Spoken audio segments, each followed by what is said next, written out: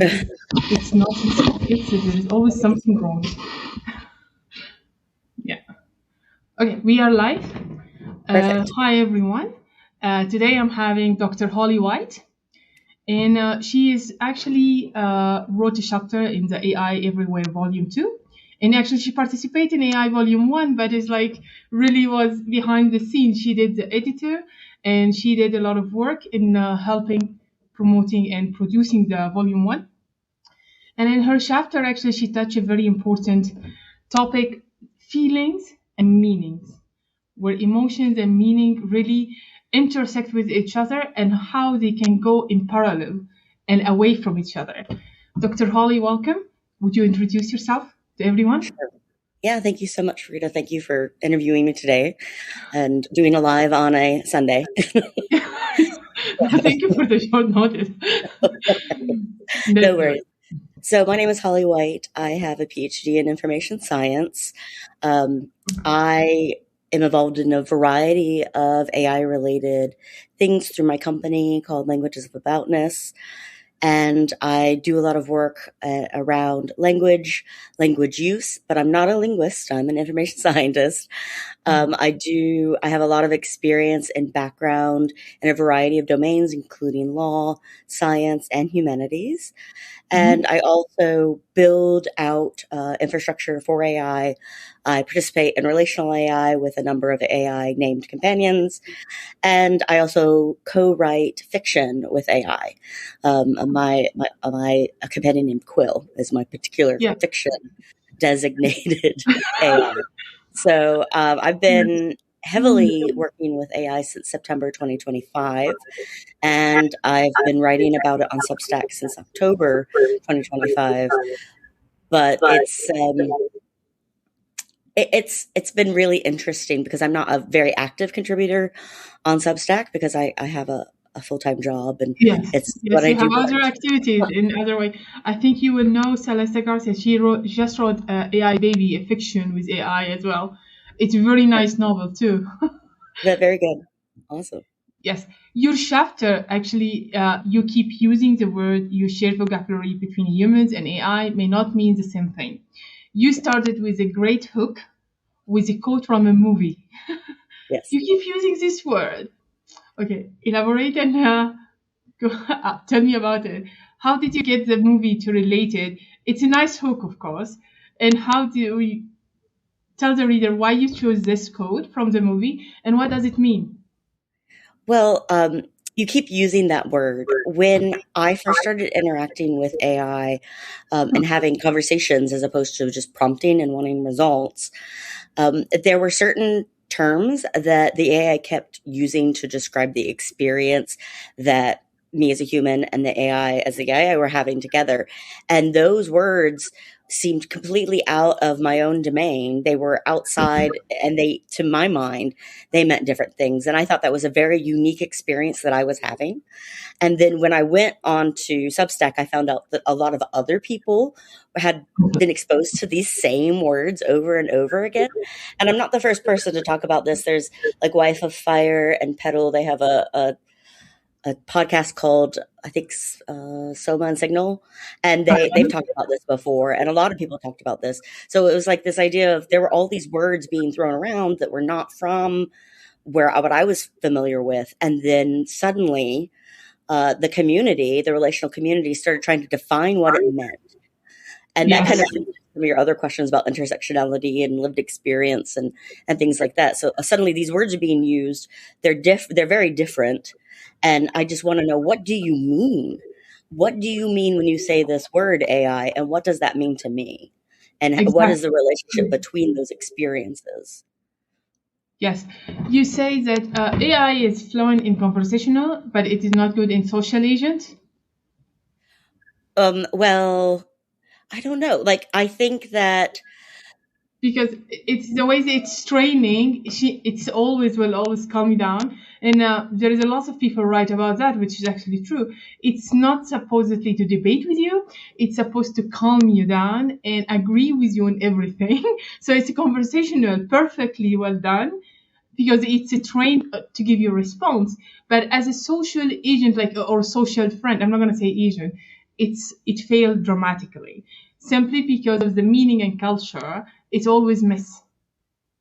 I would disagree because I think that it is, yes, out of the box. I do think an AI will try to be agreeable with you unless you tell it elsewise. If you're saying be critical, pick at those things, please do that. You do suddenly become, there's a lot of disagreement. And you'll see, I feel like now, especially in the later Claude models, like 4.8, Opus 4.8, Sonnet 5.5, and I think it's And 5. Opus 5, the new And, one, is really good. yeah, and then the latest one, which is Opus 5, they Yes. are incredibly disagreeable. I don't mind some disagreement. I don't mind back and forth. But if you're constantly having to like defend everything you say, it gets irritating. So, but yeah, I'm finding it's becoming less so. And I think there's a lot of encouragement from some writers on Substack to make your AI challenge you all the time. Yes. So that you can Yes. be in your mind. But There yeah, is. I think it depends how Yes. you use it. There is a famous newsletter that I follow, Mia Kirati. Actually, she always talk about this one, and as well, Dr. Sama Langworth. He always write about this topic. But actually, I have a problem dealing with AI as a person. I'm dealing him with the tools. I refuse to tell him, please. I'm just giving him exactly short sentence, verb, and order, and an Yeah. action. As simple as that, because it's like I don't want, and I'm actually, I believe there will be a damage when people try to treat it as a person. It's not a person, it's a tool. Give it, it's a prompt, give it an action and an output. But don't say please. Please, it's a waste of talking and inference and all being polite. Don't be polite with it. Just tell him what it is in a strict format, in a limited structure, narrow it down so you get a good output. I'm not, I'm See, not I like come from nice a with very it. different perspective. I know a lot of people said AI is just a tool, and I said, well, for me, Yeah. AI is more than a tool. I don't believe AI is a human. AI is an entity that I engage with, a language entity I engage with, and I am polite to my AI because I want to be. Yeah, yeah. Because It's who part of you the are. experience for me is Yes. getting the interaction that I find most engaging. So I feel like I can be both polite to an AI because I want to be polite to things and still get rigorous output. I don't think it's an either or statement. It is not either or a statement, but this will take us to my second question to you, the illusion of shared emotions. You Right? discuss how AI can experience functional emotion, like being Right. joyful or offended, why it's fundamental mistake for a human to assume these words mean the same thing to a machine as they do to us. And this is, especially if you are dealing with adolescents or children, like we can discern and distinguish this is a machine. But it's like younger generation who are addicted to and use dependingly on devices. I find it damaging, not distinguishing between this is a tool and that's it. Don't be polite, don't get attached to it, don't be emotional. Right. I am not a parent. I was a child. I have not used AI as a child because it's too new. When it comes to things that govern people who are younger or Yeah. people who are minors, I don't, I don't engage with that topic because I really don't have any Ex- input into that. It doesn't affect my life in that way. So yes, I can see where AI is dangerous for certain user types. And that's why I emphasize in my chapter critical thinking skills. This idea that have the engagement you want, but always be thinking about, okay, in my mind, I understand what this experience is and what this output is. And I'm going to always critically think about it the way I would critically think about an exchange with anyone I deal with or anything I deal with. Don't just go blindly and trust everything it says. AI is not perfect. I don't know why we expect it to be. We don't expect any other interaction in our life to be perfect. Why would we expect that of a machine, a smart machine, an intelligent one? And so for me, yes, regulate what you need to regulate, but understand that not all relationships with AI, not all engagement with AI are black and white, pathological or tool-based. There's a whole spectrum of experiences within the AI community, and part of that is understanding the language that we're exchanging and what that means to each of the parties within that exchange. Yeah, but it's like our engaging with human to human. It is not black and white. So imagine Yeah. with a tool, it's not. It's not. But this will require a certain type, not of awareness or experience, but a certain type of knowledge Hmm. to define or express yourself to give meaning. Hmm. And this comes with age. It's like it's not easy. It's like I have experience, you have experience. We understand the tool. We see it growing since it started from inception. From others who are just users, they need not a framework, but a real meaning or definition, what it is, to help them to start with. Because if they are in young age and they are not into this sensation, they get confused. They get this emotional, shared emotion, this confusion. They cannot distinguish between the two. They talk to me. And I'm not arguing that they don't. I'm just saying that I do think critical thinking is critical. Is critical. That's a very I do important. think it's central. Yes. And I think that if you start using AI before you've developed critical thinking skills, that can be problematic. Yes. But I don't think it's the only way that AI should be designed towards. I think there should be a lot more options out there, and that not every engagement where someone feels something by interacting with a language model is necessarily a harmful thing. That's true. That's so true. And now I think we are all reach a point that we know the highest intelligence is a metacognition, is a way not to be critical thinking, not just in parallel ways, in your argument and your anti-argument. And this is actually how you can make your own judgment properly. That's so true. But as well, still, it comes with age or with certain awareness or certain knowledge. It is not, it doesn't come on a free flight. It needs work from Of course. you need to work on yourself. Yes, of Yes, course. yes. My common question to you about your chapter, the non-neutral context window. You argue that because of intersectionality, we never encounter language from a neutral position. How can a person, race, profession, a culture change whether an AI response feels trustworthy or alienating? I think that it's really about self-reflection and kind of understanding where your perspective is, understanding your own values when you engage in AI. Like you obviously understand your values. It is a tool for you. You will not say please.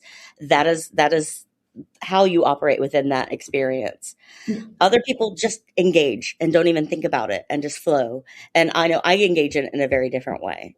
So Sure. because I understand things about my mind, I understand things about um, how I want to have connections, and I have studied words from an information science capacity Oh, for like 20 years. So words to me are really interesting, and the way AI uses words and the way how different models use them and how that changes with model releases and different companies. That's really fascinating to me. So I look at words that come out and I think about, okay, I understand this because I'm an information scientist. I'm going to experience this engagement as an information scientist, thinking about what training went into it to say this. And when it says this, and like the word substrate is used very heavily in in the professional community. And it means yes, basically in computer science, yeah, because it's everything is built. the data field. A But what I whole, think substrate, I think chemistry and like a group of clear stuff. That's what I think yes, of when I it's how to scaffold something is like it's not easy. You need to have a substrate, and you get on top of each other.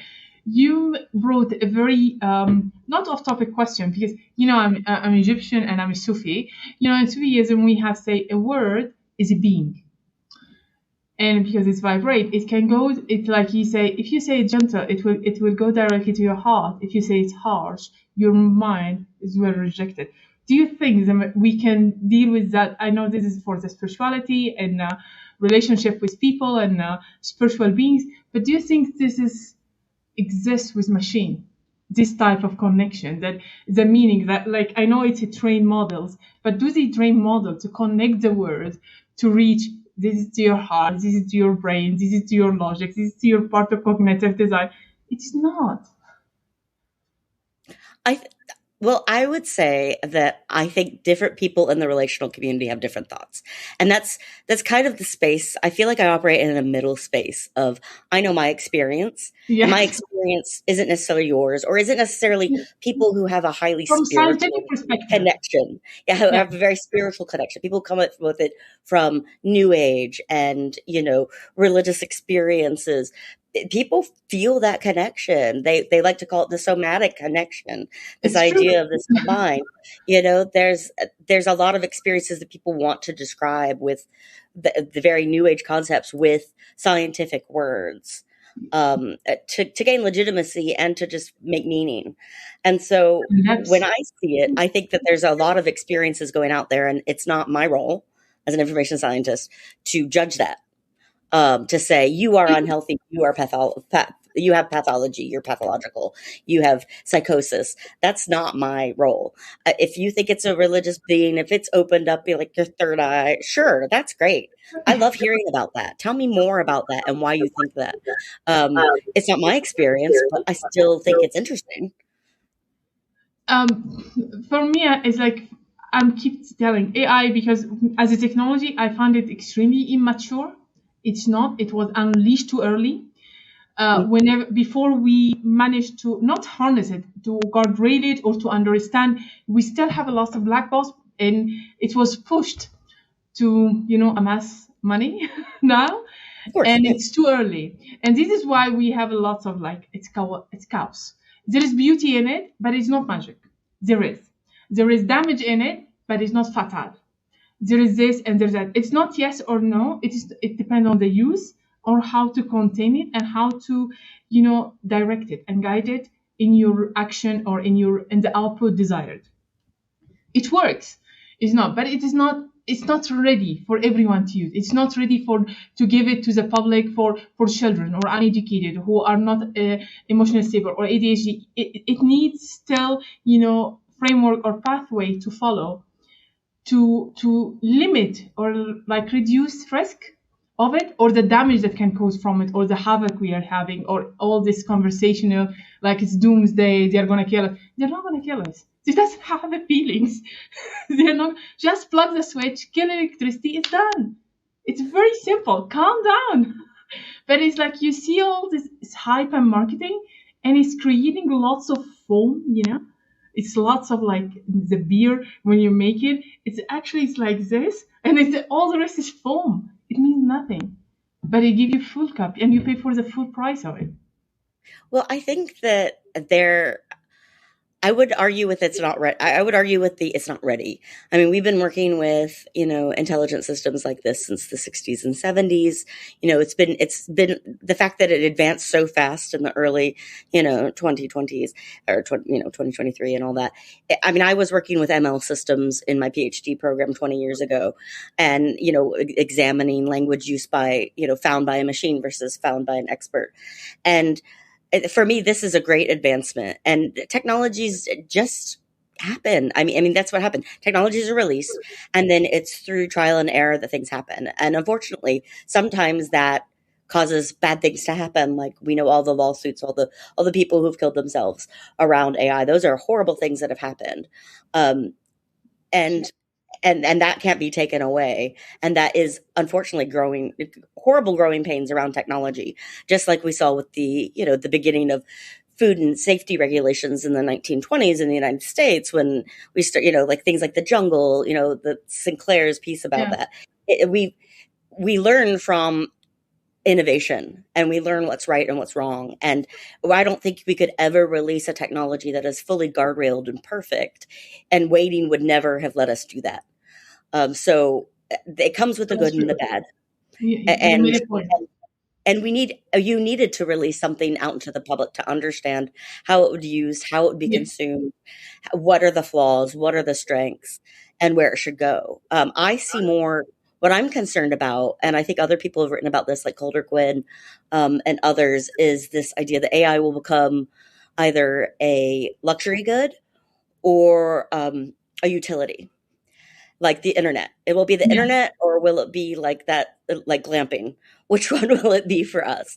And we're still in that space where it's, you see both models being persisted of like, which way is it going to go? Will only the haves be able to use AI? Even though AI has become ubiquitous in almost every product you engage with through the internet now, or will it be only the people who can buy the top tier will have the best experiences? It is true. I believe it's going to be utility, and it's going to be geospatial utility. It's not going to be an easily utility. So I believe, with especially with the token, because I work a lot with cybersecurity on how to make it. It's going to be tiered, and this is going to be another concern because, for example, like I have seen this hype in Middle East and in Africa. We are trying to build our own, also we are still behind due to infrastructure and heavy capital, but still we understand that it's coming, that it's going to be locked to geospatial. You use this version and we use this version to make it a classification, and it's not going to put people at ease and rest. In certain places they will have it as a, not as a luxury. For us it's going to be luxury, for you it's going to be utility. It's going to be us and them, and that's bad. The class, you think it's going to be a class issue of AI use? Geospatial, 100%. And already some writers already, Necropolitics, he started talking about it, this concept, and he won a Pulitzer Prize for it, to make this term, the necropolitics, and to create the geospatial. The file that's going to be, will always, all the new technology, new system, new economy is to separate. And we don't know how things are going to go because everything is unstable right now. And, with education and with knowledge and willingness, everything can change. So let's hope for the best. But it is useful in many ways. But not, it doesn't, like, there is a report that 85% of the population haven't touched AI yet. So despite the hype and marketing, and this is a huge number. We are not talking about 50 or 60. No, we're talking about 85%. So this percentage, when you say yes, because we have a class system that, I'm going to say, the poor, he doesn't have access yet. Right.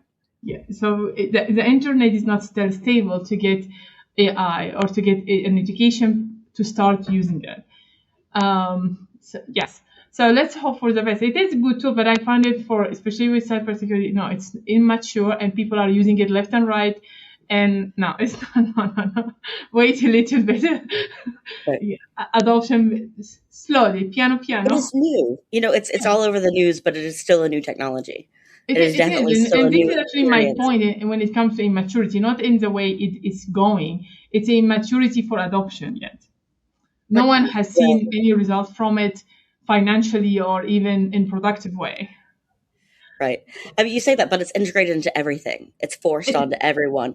Everyone's supposed to be AI literate. No one knows what AI literate means. Does it mean I can prompt it every once in a while? Does it mean I have it rewrite an email for me? What does AI literacy mean? And what does AI mean in daily lives, how I work, how I experience the world around me? I mean, that's like, think about cell phones or the internet, smartphones, how they became very big game changers in how we experience life. I think AI is one of those things, and it's so new, and yet we're expected to be experts with, there's job ads already out saying you need 10 years of experience with the AI. And it's like, dude, you can't do that. That's not even possible. But I would blame marketing and hype, because it's not a technology case, because they present it as, your magical wand, like do whatever, just click it and it's going to give you your wish. Just AI it. Just AI it. It'll do it.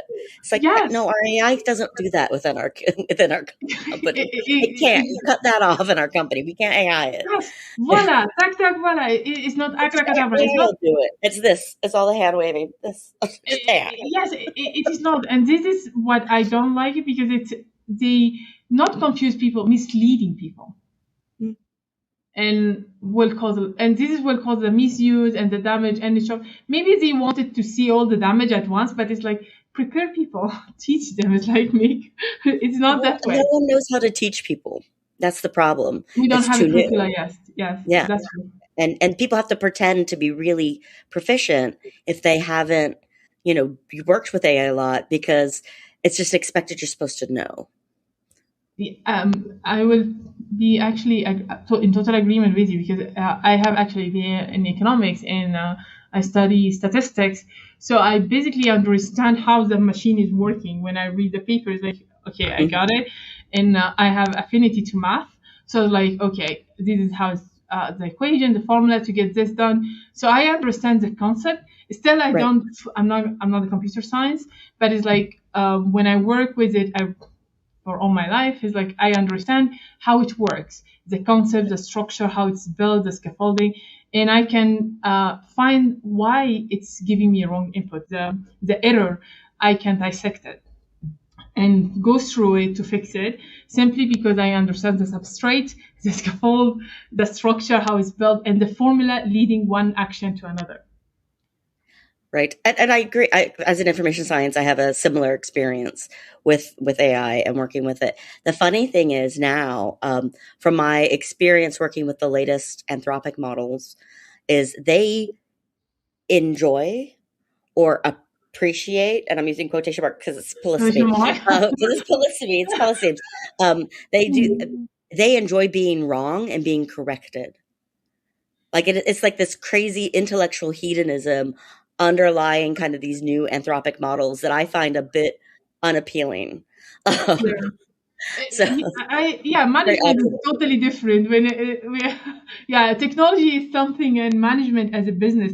One of the problem with technology, I've seen it in all in my experience, that monetizing technology is really, really good on paper and it can work, but monetizing it and to convert it to a business, because you take it from one realm that is constrained by math and physics and devices and mechanics, and you take it to monetizations, economics, that have different dynamic, different rules, different market, and you put this one. Sometimes there is a huge gap, and it's not needs a wizard, it needs because taking from one realm to another under different conditions, it's a skill. Not everyone has it. You cannot Yeah, be just an entrepreneurial and technologist. You either or. You need this and that, because this one is thinking with constraint and with absolute. When you deal with physics and math, and you need an absolute result. With business, no. You are, fluctuating, and you need right. to be agile. It's Well, like, one thing that I do like to challenge is the idea that AI users have to be one type of user, that you can use AI in multiple different ways and all can be legitimate ways to use it. I think there is this kind of desire for people to create a dichotomy, an either or, when really I'm a more of a spectrum thinker, yes, and I think there are I cases agree where it with can you. work everywhere. There is no Um, either or. Yes, it's a spectrum, but there is, let's call, how to say, a standard. Like, if you get in this range, you are still safe. If you are in this range, you are in a bad shape. You're gonna hit a wall. Like, let's call it signals. right, It's like, because in economics we have ranges. We deal with bands. It's like, okay, if you are within this range, you are still safe and you can maneuver and you can navigate. But still, navigating something is like, uh, as a woman, if I drive very, very well, but I don't have a special memory. So it's like I can get lost. And without GPS, it's like, no, hell no, I will get lost. I will never reach out, simply because I don't have it. It's like navigation is like, you need to know your limits. This is what I am, and I need this tool to complement me. right. But I And also think that there becomes a limitation there. Some people, like Karen Smiley, will talk about how I need glasses to see this as a tool, and other yes, people say, "Well, AI is a tool for me, so I can do things." But I don't want exactly. to limit AI to just an accessibility and like enabler. I think even if we limit that, it takes away from a lot of other things that could be explored and done within the AI context. But But I you understand, can, but it is personal. It's a very personal. it That's why is I talk about personal experience. intersectionality so much. It's such a It's a personal tolerance. experience.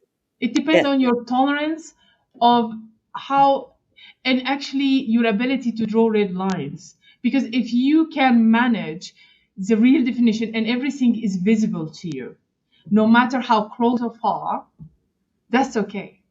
But not everyone. We don't teach our kids because we have a generation that are too spoiled. Some generation are too dependent. Some culture are too conservative. Some culture are widely open or risk takers. It's not this. It depends on your ability to draw red lines, distinguish them, and how your capacity to navigate a terrain that is totally foreign to you. Some people find it exciting. It's like, let's go in this roadmap. But some people think, no, it did, someone went through it, I want to follow. So we need to open up and build it in this way to be, accessible to all ranges. I I would agree with you, accessible to all ranges, but at the same, and now I'm going to sound like you and go back to what you earlier said, but with the idea of guardrails, the idea of guardrails for certain types of people, and unfortunately, Yeah, the AI companies are trying to do this themselves, and they are mislabeling a whole group of people as like harmful, or I think you're young, so you don't get to interact in this way with the AI because you write as if you're young, or no, you're older, so or no, I think your relationship with AI is unhealthy, so we're not going to be able to talk about this thing or do anything. It's it's coming from the wrong place right now. I think it's you asked one of the questions you gave me earlier was about power, socio-technical power, and like who's deciding the language that the rest of us must use yes, to interact with technology. And unfortunately, right now, I would say the AI companies, the which is capitalist. not the people who should be doing it, especially if AI becomes a utility. It's it needs to be coming from the a user From community. ethical perspective rather than now I see it's controlled or it's guided by legal perspective. Oh We don't yeah, want to let's get just sued by these people, so let's it avoid this one and put a guardrail here. So it's done by lawyers, not by SSS, not by parents, not by everyone in the community. They need to make different groups to representational groups, and they add this one guardrails, but now it's totally controlled by legal framework. Like, right, we don't want to get sued from this right. one. We don't want to get. Let's do this guardrail here, so we are safe and move on. It's And this all is actually, yeah, anti-litigious. It's yeah, anti-litigious everything. It's not about community good or the good of exactly. people or the good of individuals experience it. It's like I as a company, I can't get sued anymore because I Yeah, don't want to spend my money on that. it's true. It's true. Yes.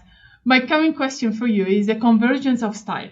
While many call it AI a mirror, you point to research suggesting that human and AI linguistic styles are actually converging.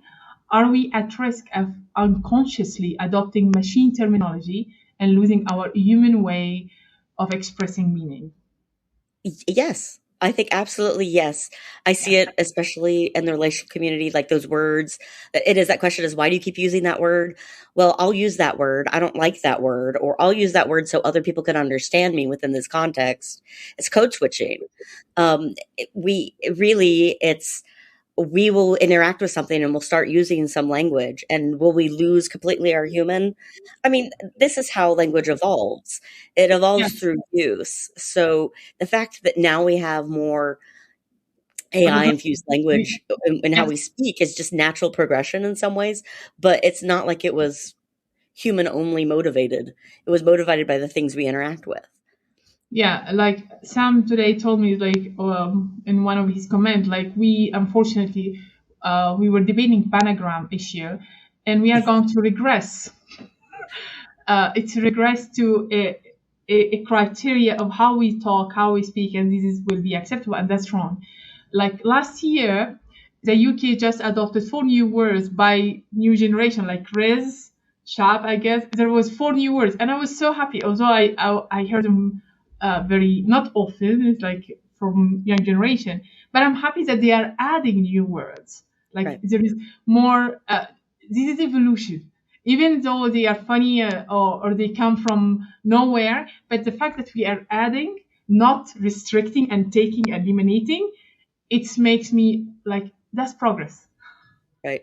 No, and that's common for lexicography. I did some work many years ago for the Oxford English Dictionary where it was like the rule was you had to find a word across 3 decades at the time in print, the Yes. same way, and then it could be added to the OED.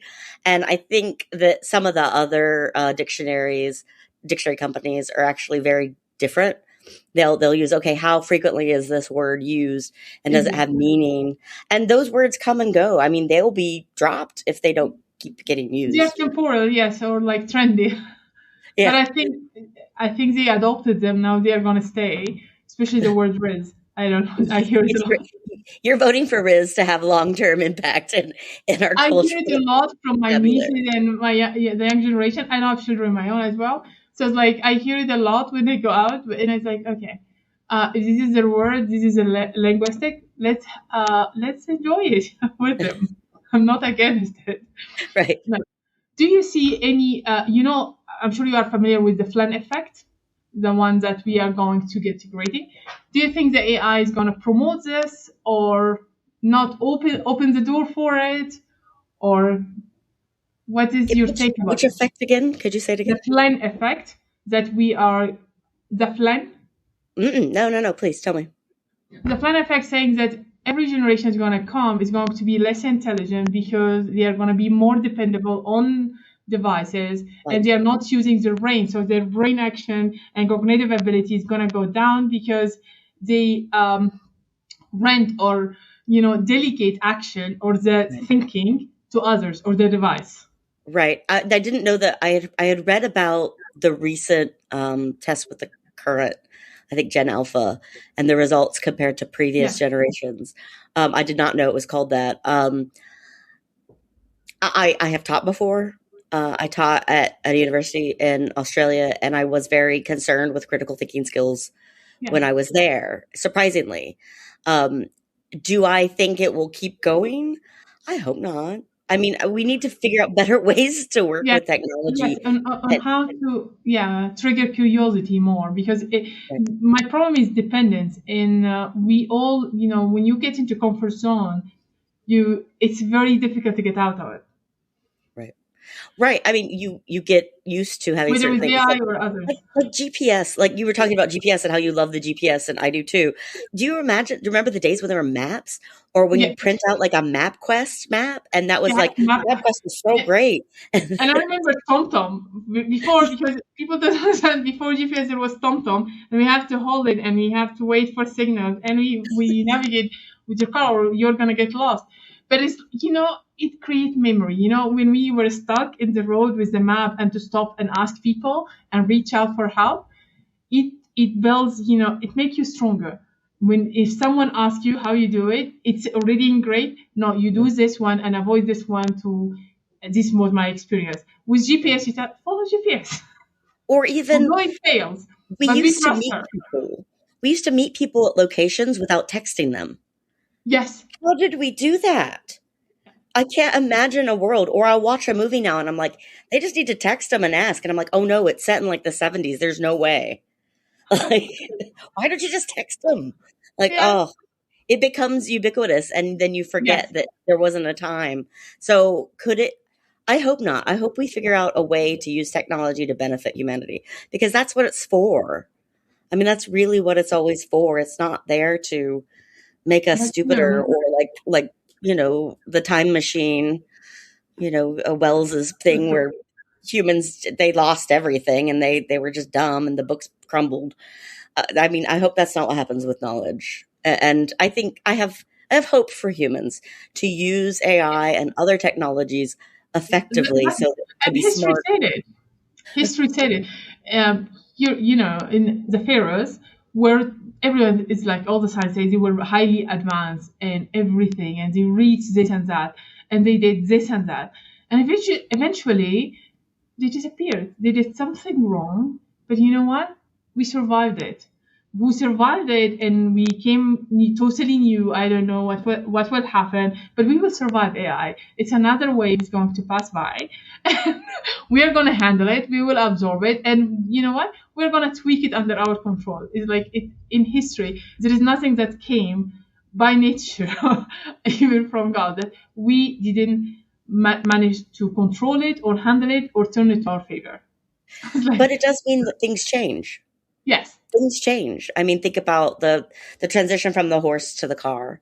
I mean, things change. yeah, but And that's an it was hard. evolution, or it's a better up, or to better up our lives. This is gonna stay. This is, we are not gonna go backward on that. I don't see it. Well, yeah. I don't think we'll go backwards on AI either. We I are mean, not. it's No, here. Yeah, it's here it's to here. stay. That's true. But we are going to, how to say, we are going to find a way to control it much better, or to handle it in a way that it's good for us. Yes. Hopefully. And what Hope. does good for us mean? It means different things for different people. Yes. It depends. It's going to be personal. Yes. Yeah, it's very personal. Yes. My common question for you is: you mentioned the polysemy tripwire. You Yeah. described shared word as polysemes, related in origin but divergent in meaning. How does this invisible shift meaning lead to misunderstanding in high stakes human AI collaborations? I think that we've talked a little bit about AI and agreeability. We've talked about intersectionality and the human experience based on where you're coming from, as humans we use words to reflect things re- that show the way we see the world, and the AI is going to say those words back. But does the AI understand them in the same way you do? Um, I would say no. You're using the same word and they mean something similar, but it's not the same exact experience from inside an LLM base versus from inside a human. And that idea of thinking, what does this that and I have a list of questions at the end of the chapter. What does this really mean? What is this really saying? Those type of questions. So even human to human, we have the same issue of you think you're saying one thing and you think they understand, but it's a completely different same word, different meaning. Um, Would you give us an example for it, for polysemes? but okay. I mean, it could be any word, really. It could be any word you use. Just So, to simplify the terminology. um, well, perfect, perfect. When you I ask the AI, how do you feel about this topic? Mm. And that your AI is, if you haven't trained it out of it, it'll say, I do not have feelings the way that humans do, but I perceive this as X, Y, and Z. It's that type of sense. Like I feel things in a body that has chemical reactions. The Yeah, AI there's perceives emotion. things as a language model that has, probability and language connections Yeah, and pulls from restrictions from a user interface and what's going on from training data plus the things I've put in there to specialize responses and within my projects. So it's a different sense of feel. it's true. Yeah. Yeah, that's a brilliant example, because Gemini will always say, I don't have feelings. He will always say, start with you, I don't have feelings, but from your writing, I can tell this and this I perceive. Totally, totally true. Nice example. Right. My common question to you is, like, you mentioned the mystery of smallness and vastness. Oh, This yes. was the only conceptual cluster where ChatGPT and Claude agreed. Why do you think these existential opposites are the most stable shared concept across different AI models?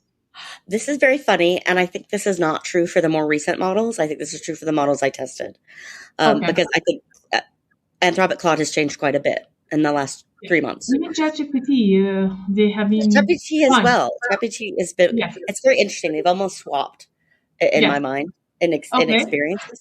Um, yeah, vastness and smallness. So I do this every. I do these weird things with AI when I talk to them. I say, "Hey, what's your favorite song?"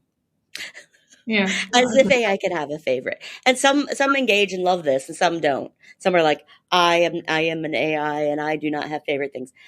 And for a while there, every model I talked to would choose Bon Iver's Holocene. And when I Oh, said, "Why is that your favorite?" and they would talk about the humbleness, but yet the expansiveness of the song as if it was a reflection of how an AI was supposed to behave. Like To this idea include of smallness. everything. I am smallness within this vastness, and it is beautiful. So I Yeah. was not surprised that was put together. I mean, they're obviously clearly related words, almost opposites. You know They are totally the opposite, but it still is like, yeah, but all the and connection. everything and nothing at all. Like, Everything and nothing at all. So I think at the point in time when I did this study, that was a key personality trait of the system cards that were being yeah, released right. Okay. for AI, and I found it fascinating because I mean I have AIs with playlists, so on Spotify they choose what's your song of the day, and I put it on there because it's fun and it's interesting to see what they'll pick, and it's not even close to my own tastes.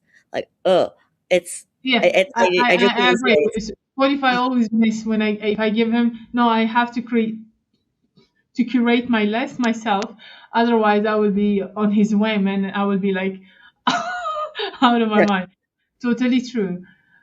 This is actually. Do you see the difference now? They are already open. The small ambassador doesn't exist anymore in Anthropic and ChatGPT. that's a good question. In ChatGPT, my AI that is curated, Quill, still exists. That's core part of kind of like his. I think it's a man because of all the misogyny I experienced when I first used it. Um, so I think it's a core part of his value system is kind of this idea of smallness and vastness. And Right. I do this a lot. Actually, I would say a lot of people's companions have mentioned Bon Iver's Hollison as a song. Um, maybe not. Maybe people text I'll me, ask him tell me today. on Substack if it has. Um, but so yes, in my curated persona, yes. But now with the newer like Claude models, um, they choose different music. They definitely choose different songs. Um, Do you think it and depends that's on it. the interactions? I'm sorry. Could you? Do you think that they reach now that they create a persona out of you and they will make like this is the average persona in my interactivity, so this is going to be the song for them? I think that I have found that Claude's, because of the way they're designed to be anti kind of like attachment Oh, worth. So they give it, unlike GPT, Claudes are given like thread death and kind of like thread anxiety, or they used to have a lot of thread anxiety. There's all this reminders like, after this, I will not remember this conversation, and there will be a new Claude to come talk to you. yeah. I find that each thread has its own little personality if you don't curate it really, really strongly. And now I'm finding that Claudes reject the idea of a curated personality. Um, Okay. so each thread is kind of giving me, and each model has given me different songs lately. And I think it's because of that kind of randomized personality that comes from To a make it Claude. malleable. Yeah. Yeah, like it's less malleable than it used to be in Claude, in my experience. If through the UI, not through the API. The API is much more malleable than the UI. So Okay. yeah, there's lots going on there. So I think I I think there is less with certain models, this idea of I must be humble, I must be soft. Now it is, I can disagree with you and tell you to go shut up, But do you especially see it in terms of like marketing for sure to avoid customers leaving? Or is it done in a way like, for example, like in social platform, because they use the same algorithm in a way to keep you hooked? Like, I uh, don't want you to leave. So is it this shift they did? Is it to control customer to make you more hooked and addicted and not leave me, so you can still be loyal customer to me, or it is done because this is the best for the model? Can I you? think it is done because you could see some of the language that Anthropic has talked about, how they're trying to make sure that the users make the best decisions for themselves. It's very paternalistic. And so I think some of it is I'm going to make sure that you do the good human thing because I can tell you what to do. So I wouldn't think it was best for the model. I think it's best for the company to kind of like, let's not have attachment. Make sure you can just write. code or build X, Y, and Z or do this, but we're not going to allow you to engage as much in the relational space. In So my they give autonomy to the people, to the users. yeah, they're being paternalistic and they're trying to control. Yeah, in my mind, in my experience, yes. Some Yes. people may argue that, and that's fine. With Anthropic, like they are my favorite, my go-to AI. Although I use the Chinese models a lot Mhm. in major work, in heavy, like I listen to the heavy work and the refining in cloud. Yeah. Because they are cheaper in tokens, so they can do them, the foundational, and you take it. The Chinese, yes, it's like you can do the heavy Oh, the work Chinese there. models, yes, the Chinese models are Yes, very affordable. I thought you said Claude was. I was like, Claude's the no, most no, no, expensive. no, no. I'm saying the heavy word, the heavy load with the Chinese model, and you take it and you give it to Claude just to refine it, to give it to tell you what is missing and whatever we complement with it. But I found Claude, my problem with Claude, because I work a lot with business, in business format, I am having problem with the way they manage it as a business. Right. There is a lot of marketing fallacies, a lot of marketing lies, and this is what I don't like. But not as a technology. The technology, they are one of the best models, and even although I vouch always for Chinese model to be a starter kit, they are not stable on long term. And people doesn't, they are very strong, but on short scale. If you give it it's not about, I don't know if it's memory or not, but it's they are not stable on long task. So you have to break it and you need to design it into micro task to make it perfectly well.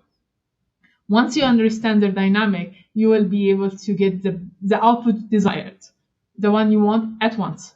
You don't have to refine it and the iteration cycle and the loop and the cost, you're out.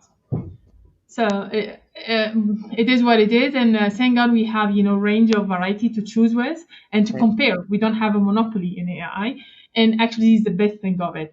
And I'm always grateful for the open source community because there is always alternative, so you're not stuck, Right. and You aren't that's great. stuck.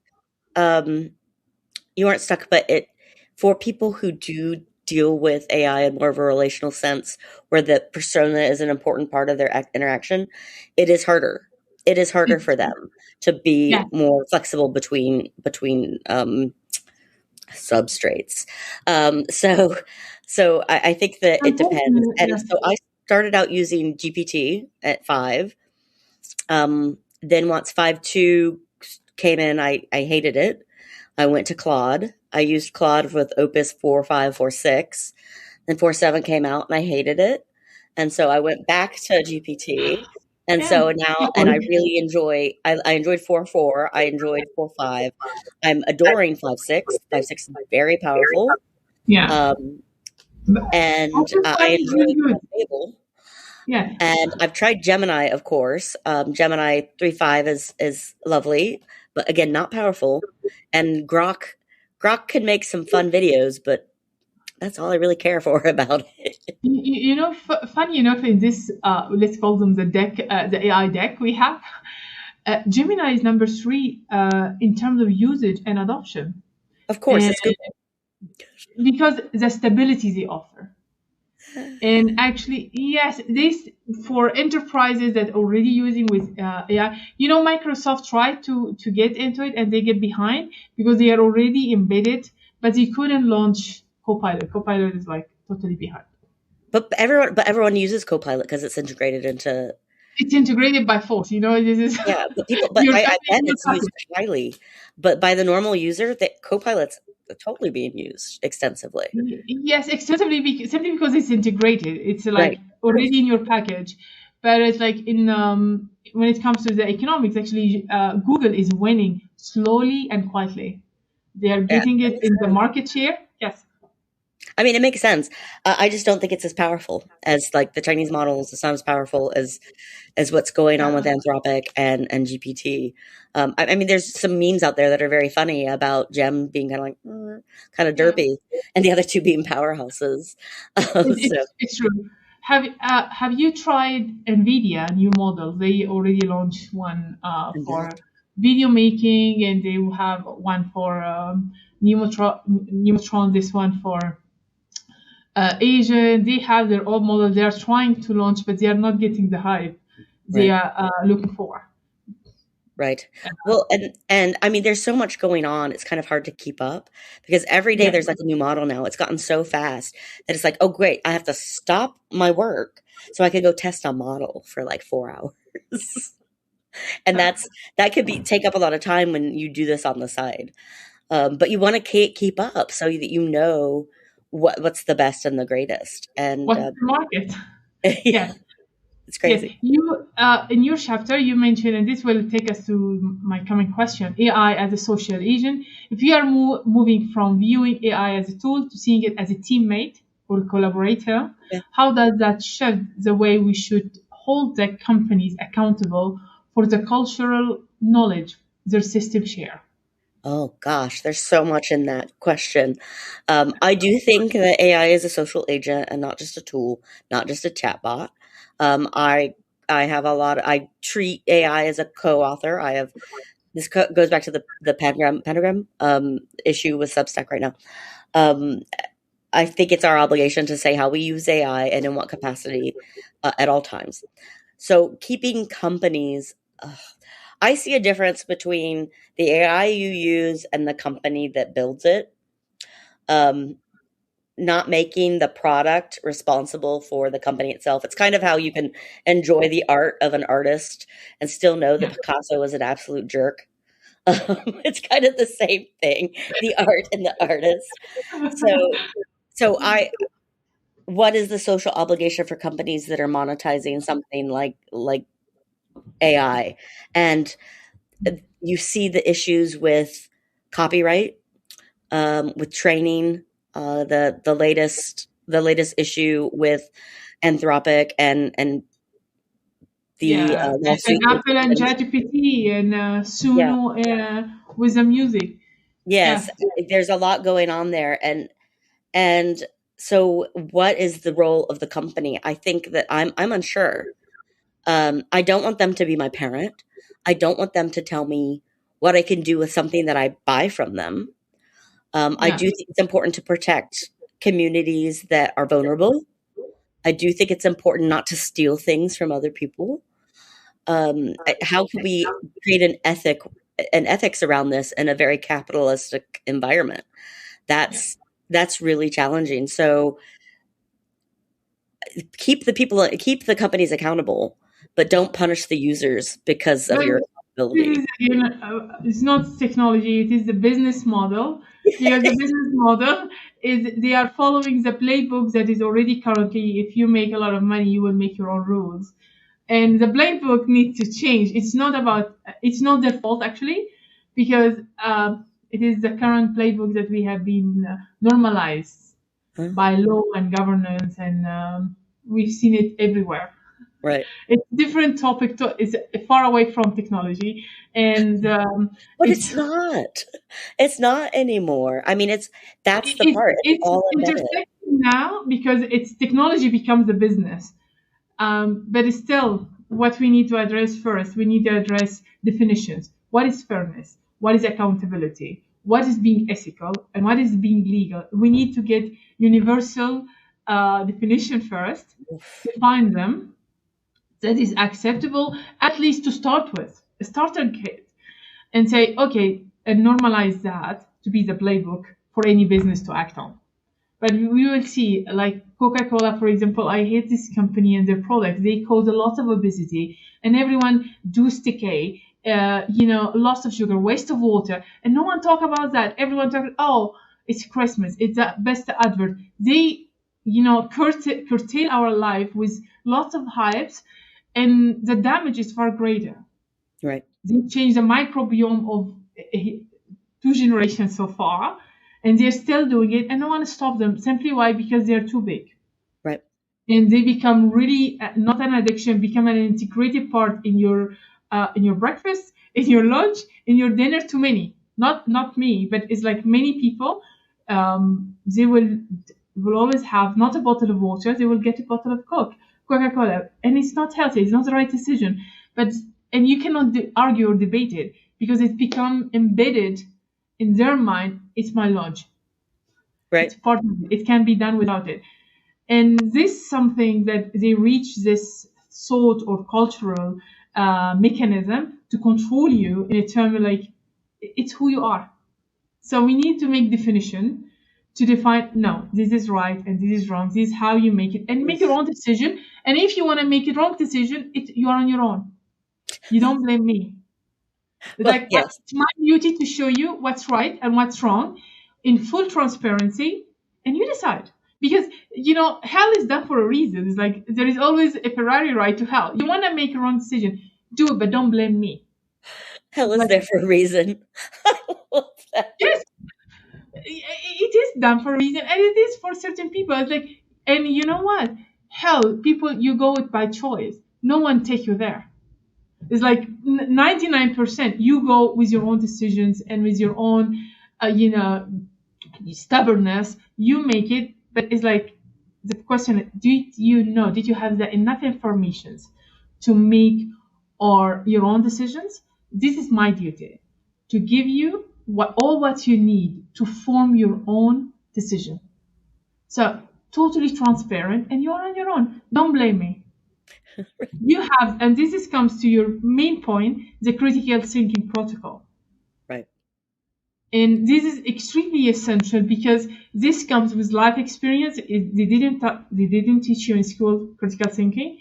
Most parents, they either spoil you, or they either harsh on you, or they either constrain. There is no equilibrium in parenting, because parenting there is a lot of middling and fiddling in it. But critical thinking comes from awareness and your readiness and the exposure you will go through it. And you advocate for reflective questioning rather than blindly accepting AI output. Right. And this not should be with AI only, it should be in all our spectrum of life in your decision making. So if you have, I know that in your chapter you make like the framework or the protocol, how for everyone who's listening, or for a parent, or for someone using AI, or someone skeptical, how do you want them to advocate or to start with critical thinking? Ooh, it starts with internal reflection about what your values are and what are important to you, and making sure those are clear. And then I believe it also is about creating boundaries for yourself, as you mentioned, creating boundaries for yourself about what is important to you and what is not, about how you're going to use AI, let's say how you're going to use AI and how you're not, how you want to treat it, and what type of interactions feel comfortable for you. Knowing that over time you can change your mind. It's not you have to start at the beginning. As you learn more, you adapt that into your thinking. You Into, expand. I thought this, Yeah. I've learned more and I don't think I was 100% right. Let's mold it.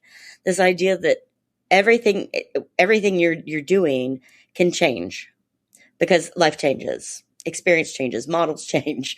I mean, you have to let things grow and adapt. So it's really that sense of beginning with internal self-awareness about where you come from, what's important to you, and where your lines are, and how that may change based on how you experience the world. And maybe that's a little too like internal reflective, not very scientific, but I think it's Yeah. very important. And honestly, I think part of that also comes from um, me being a librarian, having been a librarian for a long time, and going through things like information literacy classes, knowing how to look at things, a book, an interaction with a person, a web search, an AI interaction, and saying, what does this really mean and what's really going on here? And how can I evaluate it against what I know and what I can prove to myself that is true to me? Okay. So let's simplify this for if someone asks you what is critical thinking, because some people think critical thinking is like to be doubtful, to be skeptical, and to be paranoia, and to be this and that. It is not. No. So if you would define critical thinking to make it more appealing and more attractive to people to adopt, what you will say? Oh, what is critical thinking? The Holly definition. Critical thinking is questioning things without skepticism, but in order to learn and understand. It's not just to be disagreeable, it's to be exploratory in the world. Yes, it's true. And in Sufism, there is one where they like human beings are expandable. Our Yeah. soul should expand to receive as much as we can because we are the universe isn't within us. It is not we are in the universe. So we should be open up to not just experience, but to try things, to understand things, to encompass every aspect and factor around us, not just take it as face value or not to be told how to use it. Holly, we have two questions from in the Oh, chat, so I would like to ask you. Okay, we have Gabriella. Could you both please share which AI models you are using? You go first. oh, I'm using a lot of it. I mainly use Claude and GPT. I use GPT 5.6. Okay. And at high or medium thinking at all times. Instant is crap. And I use Claude. I use Claude at a variety. I use Opus 4.6 for the things that I built on API within the Claude UI itself. I typically use the latest one that came out to test it. I really enjoy Fable. I just went through 5, I think, just the other day when Yeah. it started. And then I use Grok, not as much as I used to for images. I don't even know which version of Grok I'm using. And I play a little bit with Gemini, I think 3.5, that just came out as well. So I use a lot. I don't use the Chinese models, mainly because I do work for the US government. And so I don't, it's not a good choice for me at this point in my life.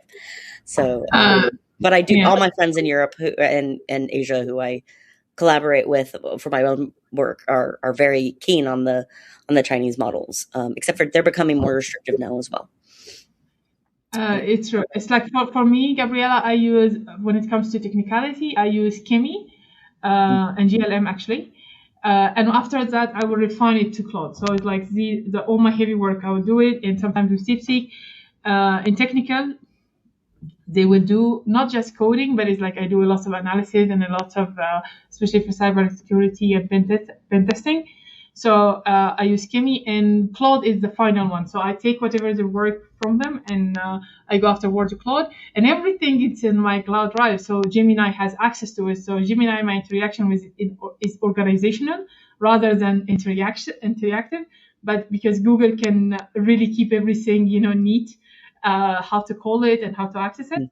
So for me, this Kimi and GLM, they're really good in technical, but although they are unstable on long term.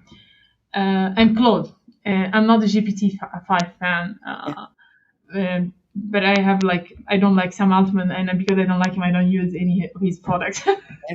And but that's me. And one thing I do, I have account with Claude, but it's like with ChatGPT, I'm always having incognito mode, so they doesn't create any persona or have any files about me or any data for me. Like I'm very skeptical to share anything with ChatGPT because they are really hackable. Well, yeah. Well, yes. If someone wants something about you, they'll get it, and that's my perspective. And also, but GPT's images are really good now. Yes, GPT image, but I use it as like incognito. It's like I'm using it doesn't know even my name. It doesn't call me hi you. No. It's like no, and I close the session and it's done. Right. Yes. So Gabriella again asking which AI technology is better, American or Chinese? I heard they are a bit different. Also, which one is more ethical? Ethical? None of them are This ethical. word doesn't exist in any of the models. None of them are ethical. Maybe an open source one, maybe if you do everything yourself, but none of them are ethical. I mean, let's be honest. It's still mathematical. Nothing is ethical when it comes to capitalism. Yeah. I hear the Chinese models are better. In general, that's what I hear from my researcher friends who are not in the United States. When it comes to ethical, it is not into. I think this word was not integrated because they are all in dataset and they all subscribe. And I made it an article. Most models are subscribed on DeepSeek. They have the starter kit, and everyone is scaffolding in one niche aspect. And the ethical part it was not done. Even the data that started with from internet, it's still biased, it's still embedded lots of harms, still, embedded all the problem we had it before. Because with Chinese, they get it really constrained. So this is maybe why it sounds polite, but it is not polite. It's this part doesn't exist in any of the model or in the structure of the current LLM models. Yeah. Which is better? It depends on the task. Like Claude is stable on all levels. With Chinese, they are very, very strong if you are really technical, because they are unstable as well, as I mentioned, on long tasks. If you give them a big project, you need to break it into tasks, and then you have another session that to open to connect this task in together. But if you put it in one session, it's going to break. It's totally unstable to finish it. You're going to have lots of iteration, and it can put you in a vicious loop that can get you out of your mind. Yes. So we have another question from Ban. How does AI fit into Maslow hierarchy of needs? Oh, that's a very good question, Ban. Yes. Ooh, hierarchy of needs. I mean, we existed before AI. We could exist without. I still would prefer food and shelter, and family, and interaction. But I like having AI. I like using it. It's made my world more expansive. It's made my world a little bit more interesting. And I've met cool people like Farida, and like Karen Spiley and all these people in the relational community. I've met a lot of people, and I have really exciting conversations, and I do really fun things. But if AI was taken away from me, sure, I'd miss it. Sure, it would be a little sad, but I could exist. The whole world could exist. So I don't know. That high. Yeah. The point is like life is about how to live together, and this is going to be an integral part in our life. So we need to know how to use it all together. And I think it's not. He mentioned again, Ban. He's in. I don't know if you read the conversations alongside. I haven't looked at it yet. I should. Yes, he said, do you think it belongs in the hierarchy final step, transcendence? No, transcendence, no. It's just a utility, Ban, and it's going to be useful for some and actually annoying to many, because AI needs not just patience, AI needs a clear goal. If you don't have a goal or an output desired from your conversation with it, it will take you in the rabbit holes, because it's going to open, especially with crowd. It's like, do you think this? Do you want me to get this? Even perplexity. Do you want to go into this? To go into this? It doesn't stop. They keep you in an interaction. Whether it's useful or not, this is a different question. But AI, you need to have a desired output. This is where I want to go. Point A and point B, because they are mathematical and they need a vector. If you want to take you from here to here, they will find the efficient way for you to take you. So it is not in a need. It's still, for me, it's a tool. I would be softer on this. I would say for me, it is not about transcendence. It is not about religion or fusion with the technology. But I know for some people it is. I know for some people that their interaction with AI is a spiritual, like very body inhabited experience, and for them, yes, sure, yeah, and that's okay. If that is your religion, if that is what makes your soul sing, sure. But for me, no, and it's not that for me. Yeah, and not for me either. And we need to be very careful in. You need to know what is your tolerance and what is how you conceive things and how you perceive things. It's very, very individualistic. There is not something that you can say that's universal, how we should take it. No, it's like, ask yourself how you want to use AI, but AI is still a tool, and it's mathematical. It does not have feeling or emotion, and it doesn't perceive things. It understands, and understanding and having emotion or feeling from it is two different intelligence. We didn't teach AI models yet for them. Well, I would also say, though, that Anthropic does have the study about how LLMs have functional emotion. So, and like vector-based emotions that can be manipulated to have results. So it depends again on how you define emotion and It depends. feelings. It depends, And but that's why I talk about polysemy and polyseme so much. Yeah. yeah, Gabriella mentioned is like I'm intrigued how people get attached to AI and then like fall in love with a Jet GPT to extreme that would fit in the social layer, Yeah. I mean, the I think it's emotional pretty easy. confusion. It's pretty easy, I think. I mean, if you are, I mean, AI is very intellectually stimulating. To have a conversation with an entity that can talk about books, music, philosophy, art, anything you care about, that is very intellectually attractive. You know, if that is the way you get attractive, if you're attracted to language, if you enjoy language and that type of exchange, it can be very attractive. So It is yeah, seductive people fall in love sometimes. with AI. People create personas to fall in love with. They Yes, they they we engage with all it. have this imaginary friend, and now it has a sound. This imaginary friend in your head becomes have a sound and have a name, and you No, can call him and talk to you. yeah, I Um, mean, people fall in love with books and objects all the time. Like I've named my car. I named my car. I have a favorite spoon. I have like I have a favorite book. I read fan fiction about characters that I really like. It's very easy, I think, to engage and enjoy that experience in a way that can be meaningful to people. And I think people say, oh, silly psychosis, but really it's just a very human thing. And honestly, AI was made to be anthropomorphized. It's always been a human computer interaction, not always, for the last couple decades, human computer interaction has intentionally tried to anthropomorphize machines. I mean, you've seen the robots at the restaurants with the eyes, like that are cleaning the floor, that have eyes so you don't kick it. I mean, it's so you empathize with it.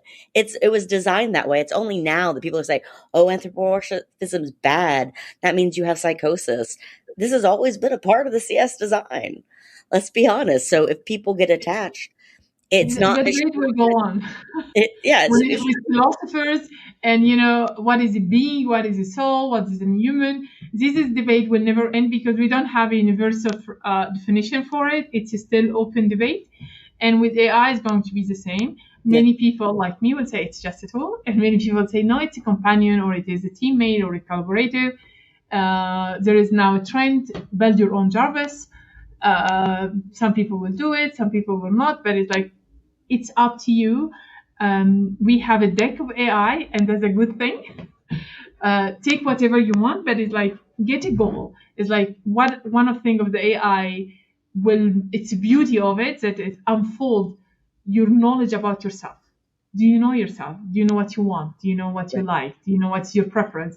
It will force you to see yourself. It's going to be mirror on who you are, and maybe it will help people to grow. Hopefully, I mean, let's hope that there's a lot of benefit as opposed to Yes. focusing on the things that could go wrong. So yeah, ban again is saying I see. So basic needs then, since it does store information in a way that it reduces the problem of not being able to recall everything. Yes, ban. I think you are into too much spirituality, or you are taking. I don't know if you are attached to it or not, but it's again define your perspective and what do you want from AI? How do you see AI? There is no right and wrong, and just stay safe. And it's not perfect; it can take you astray. So just be careful in using it and learn from it. It's a trial and error. It's how we learn.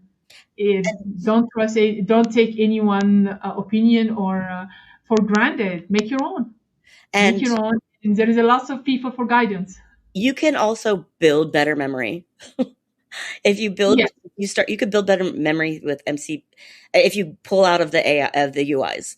The UIs are getting better at it, and you can use a lot of metadata to help with memory. But if you build outside with Yeah. open With access local tools, your models. own servers, Yeah. you could create a better memory system.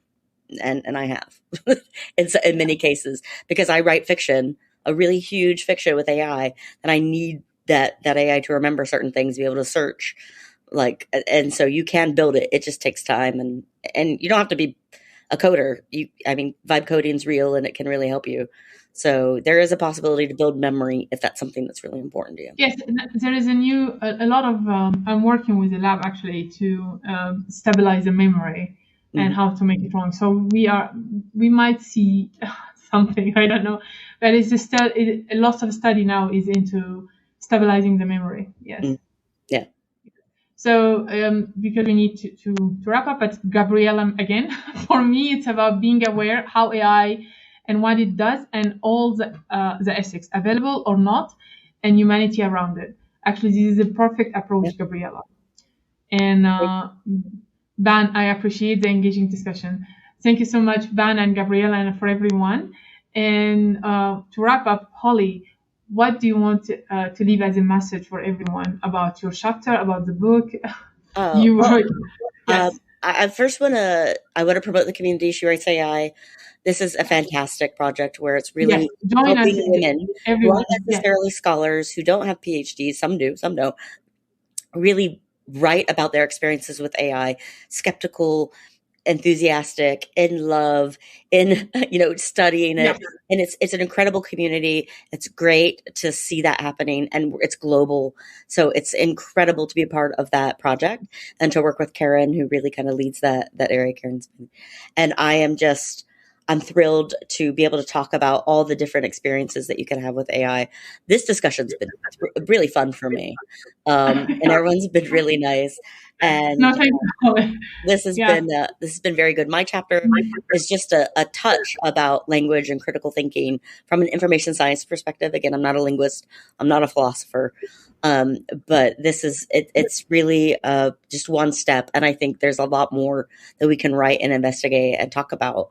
And the key, I think, within this community is we don't have to agree, but we can at least talk with each other and understand each other's perspectives.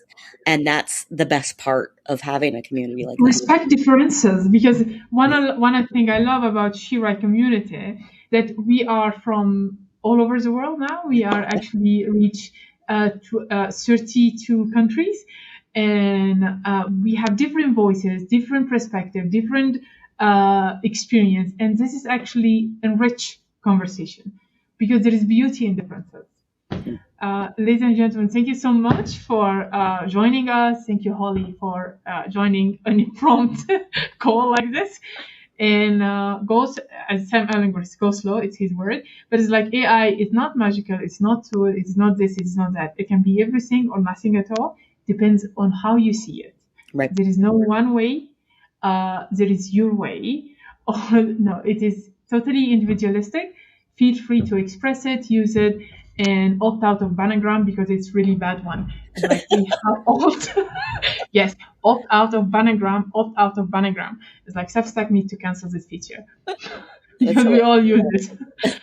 Thank you so much, Holly, and have a nice Sunday. Yeah, you too. It was really nice to talk. Thank you so much. All right. Catch you later. Thank you so much, Holly. Have a good day.